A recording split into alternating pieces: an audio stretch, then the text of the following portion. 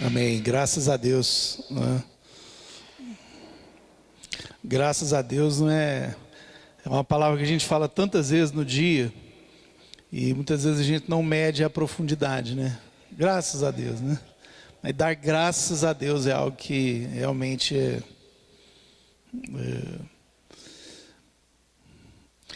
Eu estava ali agora mesmo falando com a Flávia, minha esposa.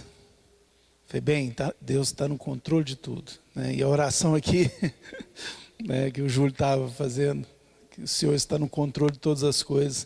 E é verdade, porque apesar do nosso descontrole, Deus está no controle. Isso é motivo da gente dar graças a Deus. Amém? Amém? Quem sente às vezes um pouco de desequilíbrio, um descontrole, uma ansiedade, né? Então, pela graça de Deus, Deus está no controle, apesar de nós, apesar das nossas dificuldades. Amém? Graças a Deus. Eu queria abrir, se estivéssemos abrindo as nossas Bíblias em 2 Timóteo, capítulo 1.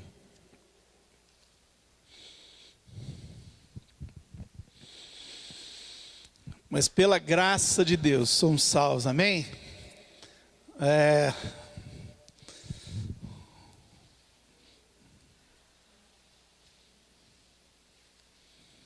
É muito bom lembrarmos mesmo de como que Deus fez a obra da nossa vida, né? E está fazendo e ainda vai fazer, porque é pela fé, amados. A nossa vida aqui, nós só há sentido mesmo quando nós temos fé. E essa fé que vem do ouvir e o ouvir da palavra de Deus. Deus nos convence, Deus nos converte, Deus nos chama para uma vida verdadeira, né? Uma esperança que realmente traz a paz de Deus, né? Não a paz que o mundo diz que dá, né? Porque o mundo não pode dar paz para ninguém. Mas a paz somente vem de Deus, né? A paz que excede todo o nosso entendimento. Porque o nosso entendimento, amado, na nossa razão, nós mesmos estaríamos dizendo uns para os outros e para nós mesmos que não há solução. Porque quando nos deparamos com as nossas realidades, quando saímos do nosso tempo da ilusão, quando a gente cai na verdade, na realidade do nosso dia a dia, sabe o que vem? Depressão, opressão, vontade de morrer. Porque a nossa vida aqui sem Deus nesse mundo é um desespero, amados. Então as pessoas aqui sobrevivem correndo atrás de ilusão, de tentar solução. Há pouco a gente estava falando a respeito da falta de temor das pessoas, de Deus. Feliz a nação cujo Deus é o Senhor. Sabe por quê? A nação que Deus, que as pessoas têm temor a Deus, as pessoas têm noção de que além de nós, existe alguém que está vivo entre nós e que é invisível, mas que vê tudo. E um país onde a coisa assim, acontece como aqui no Brasil, a corrupção do jeito que há, né, essa devastação, né, financeira, de roubalheira, de mentira que temos vivido, e a cada dia mais escândalos e mais escândalos. Isso prova que nós temos muita coisa para fazer nessa terra. Nós temos que abraçar esse nosso país, nós temos que pregar a palavra. E é por isso que nós vamos ler a palavra e buscar convencimento mesmo em Deus, para que a gente possa cumprir aquilo que é o chamado que Ele tem para nós. Porque se tem alguém que possa fazer alguma coisa por um país para melhorar, por mais que a gente saiba também que tudo aqui vai ser queimado e destruído, porque virá um dia em que Deus fará um novo céu, uma nova terra. Essa é a nossa esperança. Mas enquanto estamos aqui, nós temos uma função para cumprir, que é pregar a palavra de Deus. Para que as pessoas tenham fé, para que as pessoas conheçam a Deus. E aí assim, nós poderemos inclusive ter por mais que seja passageira, essa nossa vida, pelo menos nós temos, e para os nossos filhos e filhos dos nossos filhos, terem um país mais justo, não é? Porque as pessoas estão fazendo as coisas que fazem porque acham que ninguém está vendo. E por mais que descubram, enquanto fazem como se ninguém estivesse vendo. Mas Deus está vendo. Quando a gente tem temor a Deus, a gente tem uma vida mais justa. a gente teme a Deus, a gente evita de fazer muita coisa. Por mais que ainda assim a gente erre tanto. Não é verdade? Então, se nós que conhecemos a Deus, temos temor a Deus, erramos tanto, quanto mais aquele que não tem temor a Deus. Né? Então, por mais que muitas vezes há um orgulho, né, muito grande nos números, né, porque as pessoas gostam muito de fazer comparação. Comparação é uma coisa muito interessante. A comparação, ela gera dois problemas: vaidade ou depressão. Se eu comparo com alguém que está melhor do que eu fico oprimido. Se eu comparo com alguém que está pior do que eu me sinto vaidoso. Então, comparação não leva a nada. Então, muitas vezes, os evangélicos, os cristãos do Brasil dizem assim: nós somos o número tal. Amado, isso é peso e responsabilidade. Se somos muitos que temos fé, então nós temos muito é o que fazer. Nós temos muito é para falar. Nós temos muito é para dizer. Nós temos muito é para pregar e evangelizar. Amém? Se o país está do jeito que está, com tanto evangélico, é hora então da gente ler a palavra e buscar com sinceridade e pedir a Deus misericórdia sobre nós, para que a gente possa cumprir bem o ministério que Ele tem nos chamado. Amém?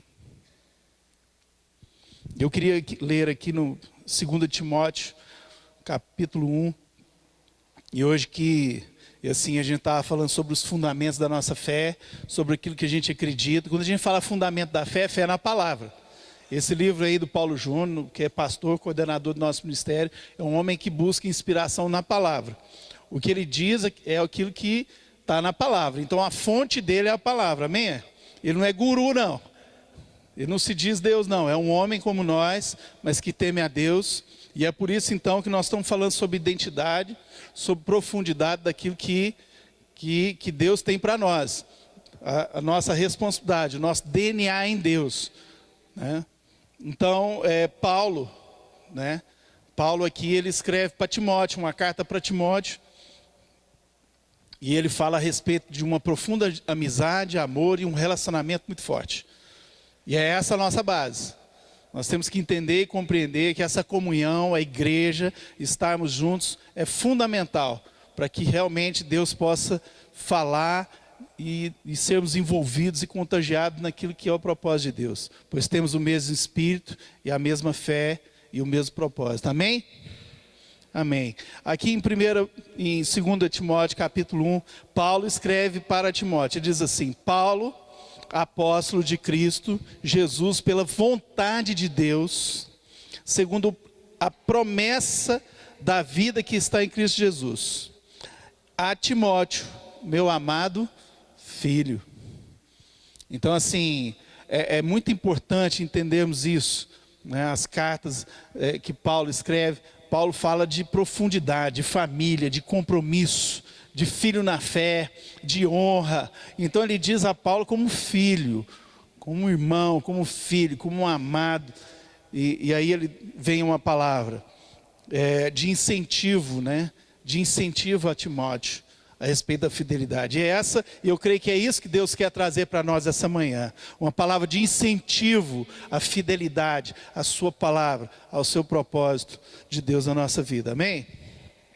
Então aqui no versículo 3 é assim: dou graças a Deus, a quem sirvo com a consciência limpa, como serviram os meus antepassados, ao lembrar-me constantemente de você, Timóteo, noite e dia, em minhas orações. Lembro-me das suas lágrimas e desejo muito vê-lo, para que a minha alegria seja completa. Recordo-me da sua fé não fingida. Amados, preste atenção o que Paulo diz aqui, Timóteo, na sua carta. Recordo-me de sua fé não fingida, que primeiro habitou em sua avó Lloyd e em sua mãe Eunice. Eu estou convencido de que também habita em você. Por esta razão, torno a lembrar-lhe que mantenha viva a chama do dom de Deus que está em você, mediante a imposição das minhas mãos. Pois Deus não nos deu espírito de covardia, mas de poder, de amor e de equilíbrio. Portanto, não se envergonhe de testemunhar do Senhor, nem de mim, que sou prisioneiro dele, mas suporte comigo os meus sofrimentos pelo Evangelho, segundo o poder de Deus que nos salvou e nos chamou com uma santa vocação, não em virtude das nossas obras, mas por causa da sua própria determinação e graça. Esta graça nos foi dada em Cristo Jesus, desde os tempos eternos, sendo agora revelada pela manifestação de nosso Salvador Cristo Jesus. Ele tornou inoperante a morte e trouxe à luz a vida e a imortalidade por meio do Evangelho. Deste Evangelho fui constituído pregador, apóstolo e mestre. Por essa causa também sofro. Não me envergonho, porque sei em quem tenho crido e estou certo de que Ele é poderoso para guardar o que lhe confiei até aquele dia. E aí vem assim e fala: retenha com fé e amor em Cristo Jesus o modelo da sã doutrina que você ouviu de mim. Quanto ao que lhe foi confiado, guarde-o por meio do Espírito Santo que habita em nós. Você sabe que todos os da província da Ásia me abandonaram, inclusive Fígelo e Hermógenes. Então ele está falando aqui de pessoas que fugiram de Paulo, porque passaram a ter vergonha, porque Paulo, muita gente busca o sucesso, busca ver, pensa nas coisas de forma da prosperidade, da forma mundana. Muita gente confunde, mesmo no Evangelho, confunde as coisas. Acha que prosperar em Deus é sua vida dar tudo certo, sua igreja crescer, está sempre cheia. Pensa que é tipo assim, é recurso financeiro, é essa balela toda que está rodando aí. E aí quando se depara num momento em que o seu amigo, o seu mestre é preso e é correndo risco de morte e perseguido, e aí as pessoas muitas vezes abandonam. E nós estamos vivendo mais ou menos uma coisa assim, amados. Nós temos que ter muito cuidado, porque o Evangelho, ele sempre foi perseguido. O evangélico, o cristão, aquele que crê, ele sempre vai ser perseguido. Seja em família, seja no Quesuzum, do comentário, né, na empresa onde a gente trabalha, e principalmente por causa de tanto mau testemunho. Mas mau testemunho sempre teve, amado. Sempre teve. E Deus, o nosso modelo da santa fé, da santa doutrina de Deus, é Cristo Jesus. O modelo, este é o modelo de Deus para nós. E quando alguém se posiciona realmente com fé e fala assim: esse é o meu modelo e agora eu também vou fazer, como imitador de Cristo, agora sejam também meus imitadores, como Paulo muitas vezes diz em suas cartas. Amados, isso quer dizer que nós temos que ter a ousadia na fé, de falar como Deus fala, de falar em nome de Deus e de fazer a obra de Deus, independente das circunstâncias. Independente das circunstâncias.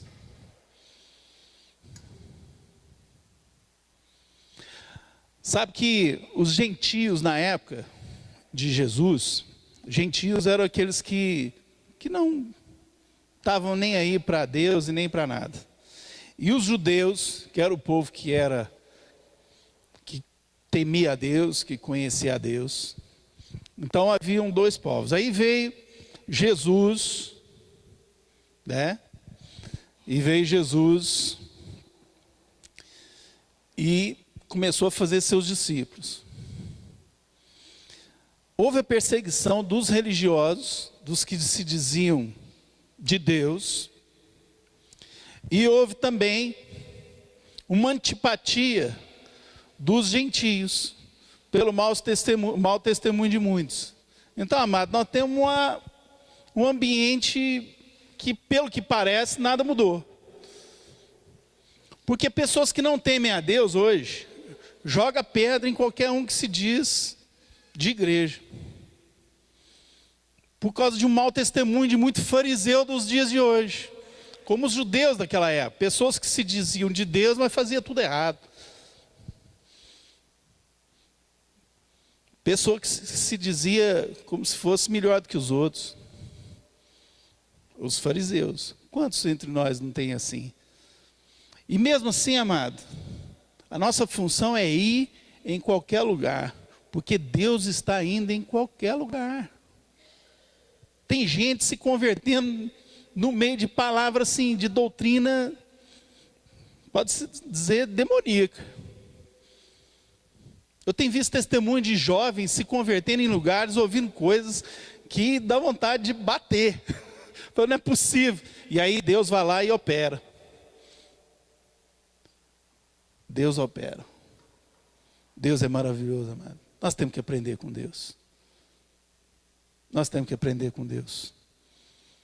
E a palavra de Deus diz para que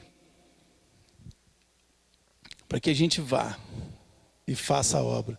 Então Paulo diz para Timóteo: não se envergonhe.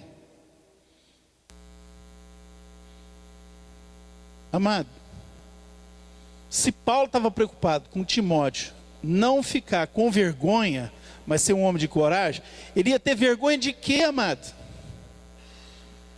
Qual era a vergonha que Timóteo poderia ter?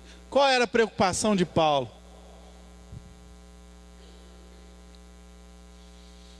Porque aqui uns abandonaram Paulo, porque Paulo estava sendo perseguido. Isso aqui falou assim, como foi lá, né, Pedro lá com Jesus. Jesus, quando estava lá, sendo preso, para ser crucificado, Pedro negou Jesus 3 vezes. Esse teve medo de ser também perseguido e morto. Agora, uma outra vergonha que muita gente está tendo é a vergonha dos erros. De muitos. Mas a palavra de Deus diz que a oração de um justo, sabe o que faz, amado? Cobre uma multidão de pecados. Sabe por que Deus diz que a oração de um justo cobre uma multidão de pecados? É porque Deus, com a sua misericórdia, intercede por nós. O Espírito de Deus intercede por nós com gemidos inexprimíveis. Há muitos anos atrás eu fui a uma igreja e me chamaram lá para pregar nessa igreja. E numa cidadezinha próxima à nossa, a gente mexe com uma fazenda e eu estava numa época assim tão apertada que eu estava mexendo com lavoura e esse ano foi um ano barra pesada. A gente tinha uma receita que entrava uma vez por ano e essa receita ela não tinha entrado e o que ia entrar não pagava a despesa do ano e nem do ano passado, no ano anterior. Foi um ano de muita luta. Então a gente não tinha dinheiro nenhum. Né? Tudo que a gente estava usando de recurso era de empréstimo, de cheque especial, aquela confusão. Eu estava realmente assim, uma situação financeira muito complicada. E aí, eu fui convidado para ir pregar nessa igreja lá. E houve um absurdo lá. O pastor lá, o cooperador, antes do culto, a gente era uma Assembleia de Deus, eu estava sentado bem no fundo, nas cadeirinhas que põe atrás lá. E aí ele começou a orar e tal, e no meio do louvor lá, ele falou que Deus estava falando com ele, e falou diretamente que a igreja estava em construção, estava terminando, né, de fazer a reforma. Aí ele virou e falou assim: Deus está falando comigo, irmãos. E todo mundo, aleluia, glória a Deus, aquela coisa toda. E eu lá, sentado. Deus está dizendo aqui que o irmão Lazinho está aqui e que Deus está falando para mim aqui que ele vai trazer o piso para a igreja. Eu falei, misericórdia, Deus. Falou que eu ia trazer o piso para a igreja, que eu ia doar o piso para a igreja. Eu falei, Deus não está falando isso comigo, isso não é possível. Ó, eu era assim, a gente estava avançando, né, na fé, né, bem assim, avançando, pregando, plantando igreja, evangelizando. E eu nunca tinha deparado uma situação dessa. E eu sentado lá, foi como eu fazia, e o povo, aleluia, glória a Deus, porque eu ia dar o piso e Deus não estava falando aquilo comigo, como é que estava falando com ele? Ué, que negócio é esse? Deus não manda recado, ué. Deus testifica até através de uma profecia com alguém, mas aquilo que fala comigo, porque o Espírito que está no irmão está em mim, por que vai mandar recado para mim? Eu não estou ouvindo esse recado. Eu falei, como é que eu faço? Aí eu ia ser chamado para pregar logo em seguida. E a minha vontade era de sumir dali. Eu fechei os olhos e falei assim, como é que eu faço? Aí eu fiquei imaginando, se eu levanto e saio, eu não estava dando conta de ficar ali. E eu comecei a questionar Deus naquele lugar. Falei, Deus, se o Senhor está aqui, me dá um sinal, porque eu quero sair daqui. Porque se o Senhor está aqui, o Senhor me ensina a ficar aqui agora, porque eu quero sair. Eu fiquei ensaiando como é que eu ia sair, por qual porta, pegar o carro e ir embora. Eu falei, eu vou sair daqui, eu não aguento isso aqui. Não aguento isso aqui. E eu falei, Deus me ajuda, o que eu faço? O que o Senhor faria? Né? O Senhor está aqui? Amados, dessa mesma boca que saiu esse absurdo, ele começou a orar. Na hora que ele foi orar, eu recebi uma presença tão forte de Deus. Uma experiência pessoal minha ali com Deus. Aquele homem orando, que ao mesmo tempo que aquela boca suja, eu senti que ela estava sendo lavada, e Deus lavou o meu coração, minha alma, e eu fiquei em paz. E eu conheci ali naquela hora a misericórdia de Deus, assim, com mais profundidade. Deus está em todo lugar. Deus está fazendo a obra em todos os lugares. Deus está alcançando pessoas independente da imundície da mente das pessoas. Das pessoas que estão sendo enganadas por si mesmas. Porque a palavra de Deus diz que o coração do homem é mais enganoso do que todas as outras coisas. Isso inclui até o diabo. Maldito o homem que confia no homem, diz a palavra de Deus. E a primeira pessoa que a gente não pode confiar, no primeiro homem, eu. Porque eu me engano. As pessoas enganam. Todo mundo é enganoso. Todo mundo engana. Mas Deus não se engana. Deus não mente. Deus não é homem para mentir. Deus, ele é fiel à palavra dele. E ele está fazendo uma obra tremenda, maravilhosa. Amém, amados? Então não temos que temer, não temos que, aliás, só temer a Deus. Temer a Deus, que esse sim está no controle de tudo. Apesar do nosso descontrole, Deus está no controle. Amém, amados? E aí naquele momento ali eu entendi que eu tinha que ficar, e fui lá, preguei a palavra, foi uma benção. Mas também eu cumpri aquilo também que Deus fala, porque já que eu entendi a misericórdia de Deus daquela forma tão forte, eu também senti que eu tinha o dever, conforme a palavra de Deus, de exortar a vida do irmão. Aí eu peguei, assim que terminou o culto, eu dei uma carona para ele, ofereci a carona, e nessa carona foi o meu tempo de Deus ali, para continuar o culto, que é exortar o irmão em amor. Eu falei para ele, ó, em nome de Jesus, irmão, eu amo a sua vida, por isso deixa de ser mentiroso. Deus não gosta disso, porque Deus não falou aquilo comigo. A sua ansiedade, você me pegou na hora muito errada, você nem sabia disso, né? Então, assim, eu tenho a certeza que Deus não falou isso com você. Então você não faz isso nunca mais. E que isso é um pecado, você ora, você acerta isso com Deus, que isso é uma ansiedade sua. Por necessidade a gente peca, amados. E Deus já supriu todas as nossas necessidades em Cristo Jesus. Amém, amado? Não falta nada para a gente. Deus não estava preocupado com aquele piso, se tinha piso, se não tinha piso. Deus estava ali. e nem com aquela boca falando tanta besteira, porque Deus ama a vida daquele irmão. Tanto é que quando ele orou, o Espírito Santo de Deus agiu por meio dele.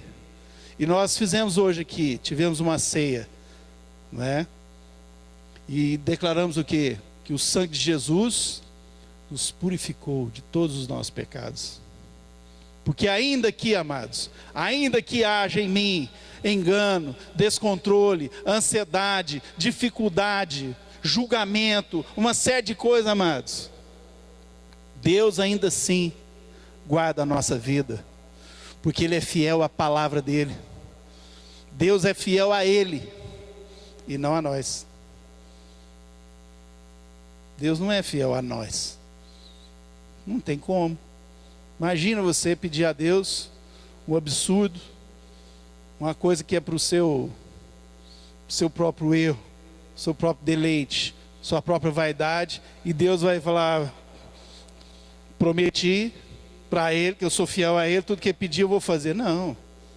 Deus faz. Deus fala: tudo aquilo que pedi, em meu nome, em nome de Jesus, recebereis. Sim, isso é fidelidade. Mas em nome de Jesus, conforme a vontade de Jesus, conforme a vontade de Deus, tudo que você pedir conforme a vontade de Deus, você vai receber. Então você busca entendimento, está em conformidade com Deus, em espírito e em verdade. Aí quando você falar alguma coisa e pedir para Deus, sabe o que você vai pedir? Aquilo que Deus quer te dar. E aí Ele é fiel àquilo que Ele deseja, aquilo que Ele diz, aquilo que Ele promete. Aí sim, você vai receber tudo. Mas se você pede e não recebe, é porque o que você tem pedido é da vontade sua própria. E Deus não é capacho. Deus suporta tudo, mas dentro da palavra dele. Amém? Então, diz a palavra aqui: Deus não nos deu espírito de covardia, no versículo 7, mas de poder, de amor e equilíbrio. Então, mesmo que haja um desequilíbrio na minha vida, no meu dia a dia, no meu andar, no meu levantar, eu tenho um Espírito de Deus que me dá o perfeito equilíbrio. Então, nas minhas andanças, nos meus pensamentos, quando eu fico vagando nos meus pensamentos, eu lembro de Deus. Por isso que eu tenho que meditar a palavra, buscar a palavra, porque a palavra e o Espírito que Deus colocou em mim, e a palavra que é Jesus, e Deus está no controle de todas as coisas, Ele vai me dar o discernimento e a sabedoria e esse equilíbrio. Há um eixo em nós. Nós não andamos mais perdidos. Há um eixo, há um trilho, há uma palavra que é como um trilho. Então Deus conduz a nossa vida, porque Deus é fiel. Deus é fiel à sua palavra, e não nos deu espírito de covardia, mas de coragem, de ousadia. Então, amados, nós temos muito para fazer, muito, e não podemos ficar julgando os irmãos pelos erros. Há muita gente enganada, mas de Cristo. Há muita gente fazendo coisa errada, mas é de Cristo. Agora, quem sabe os que verdadeiramente são lobos, que aí nós estamos falando já de gente que está lá é anticristo, é só Deus. Não cabe a nós julgarmos, mas Deus está fazendo uma obra. Há lugares que você fala: Deus não está aqui. Vai nessa não, irmão. Deus está em todo lugar. Se você fugir de Deus e for para o lugar mais profundo das trevas, Deus vai estar lá com você, porque Deus é fiel, porque em você está o Espírito. Como é que vai fugir dele? Tem muita gente que às vezes pode, convertido, amado, e andar durante toda a vida completamente errado, pregando doutrina que não é a sã doutrina, mas um dia vai acordar. Sabe, amados, essa semana eu estava, só para encerrar, só para compartilhar aqui, eu estava lembrando do filho pródigo. O filho pródigo sempre foi filho. Então nós temos que entender que nós somos filhos antes da fundação do mundo, amado. Nós somos enviados ao mundo, mas nós já fomos predestinados desde a eternidade, amado. A palavra de Deus diz isso. Como é que eu vou contestar uma coisa dessa? Mas então Deus já nos tinha no coração dele. E Deus nos enviou. Amados, o filho pródigo foi abençoado para ir para o mundo. Deus o abençoou. Ele quis ir, quis conhecer o mundo, quis aproveitar, fazer uma bagunça. E Deus então está aqui, pediu a herança dele, a parte da herança dele, Deus deu, o pai deu, e o abençoou. A gente vê o envio de jovens como missionários, vamos enviar jovens para a França, a gente estava falando aqui, mas Deus enviou o filho, sabe para onde? Para o mundo. E o pai ficava então, assim que ele enviou, ficava esperando a volta do filho, quer dizer, já sabia que o filho ia voltar. E ficava esperando. E sabe quando é que esse filho voltou? Quando ele se arrependeu, quando ele reconheceu. Houve lá por que eu fiz isso? Eu acho que eu não vou continuar nessa vida não. Eu vou voltar. Não, mano. Ele só pensou em voltar quando não tinha mais nada. Enquanto não acabou tudo, é que o arrependimento dele foi quando ele foi fazer uma comparação. Ele estava lá com fome e só tinha comida de porco. Ele estava até com inveja do que os porcos estavam comendo. Então, amado, a hora que ele pensou em voltar, foi quando não tinha mais nada para aproveitar, para curtir, para viver a vida dele, para nem preocupar com nada. Então nós temos que reconhecer, amado, que não é por obra, não é por nada que a gente recebe a graça e a glória de Deus, o amor de Deus. É porque Deus, Ele é Senhor, Ele está no controle de tudo, Ele é seguro, Ele sabe, Ele tem um propósito para cada um de nós. Amém, amados? Quantos nós, se tivéssemos conhecido o filho pródigo, e a gente ia chamar de desviado, ingrato, e ele não estava nem aí para nada disso. Ele ia olhar para a gente e falou: o que vocês estão falando? Não tem nada a ver com vocês não. A gente ia condenar tanta gente, né, amado? Mas Deus não nos condena não. Deus nos ama e espera de nós. Deus espera de cada um de nós. Deus espera de todas as pessoas. E nós temos uma função como igreja: cuidarmos uns dos outros, amarmos uns aos outros, amarmos o inimigo, amarmos quem nos persegue, orarmos por todos, amados, porque haverá o tempo certo para todas as coisas, mas enquanto vivemos, esse é o tempo certo para fazermos, temos que cumprir a palavra de Deus. Amém?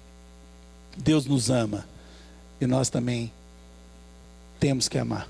Porque se Deus nos ama, o Deus que ama está em nós, então nós amamos também. E aquele que não ama é porque não está em Deus. Ou então está distraído e acorda agora, se tiver, para que você possa sair daqui amando como Deus ama. Amém? Então, pois Deus não nos deu espírito de covardia, mas de poder, de amor e equilíbrio. Então nós temos o amor de Deus. Então agora mesmo nós cantamos, eu queria chamar o Neto para a gente encerrar com esse louvor, que nós somos o amor de Deus, né, amados? É com muita ousadia. Nós somos o amor de Deus, é isso mesmo. Nós temos porque somos. Nós temos Cristo porque somos Cristo. Então nós amamos como Ele amou. Nós temos e nós somos o amor de Deus. Então nós temos muita coisa para fazer. Se você está achando que a sua vida, né, é em Cristo, está na bênção, está tudo certo, eu quero te falar uma coisa, amado. Tem muito para a gente fazer. Vamos gastar mais tempo, investir mais nosso tempo naquilo que é o propósito de Deus. Como Paulo estava aqui falando, né? E essa palavra é fantástica, que ele fala assim, já concluí o meu ministério, né? Concluí a minha carreira. Ele diz que concluiu, mas essa carta dele aqui, ele dizia que concluiu, porque falou assim, já está tudo terminado, já encerrei, só estou esperando agora. Mas amado, ele fala em conclusão, mas ele continuou. porque ele dizia que ele orava nas orações dele de dia e de noite, ele colocava a vida de Timóteo, seu filho, seu irmão, em Cristo Jesus. E essa carta com muito amor serve para nós e nos abençoa. Depois de tudo concluído como ele achava que tinha, nós estamos aqui sendo abençoados essa manhã. Amém? Que Deus nos abençoe a todos e que possamos adorar a Deus e assumir que a gente cantando essa música aqui, que eu vejo como uma palavra profética, sabe? É inspirada por Deus, inspirada na palavra de Deus e com determinação e coragem em dizer: nós somos o amor de Deus. Que Deus nos abençoe a todos. Amém? Somos o sal dessa terra, nós somos a luz que ilumina o mundo, nós somos a voz do perdão para quem erra, nós somos um pouco de um Deus que é tudo, nós somos a mão que entrega, nós somos semente, videira e fruto, nós somos a vara para quem não enxerga, nós somos o amor de Deus, nós somos o sal dessa terra, nós somos a luz que ilumina o mundo, nós somos a voz do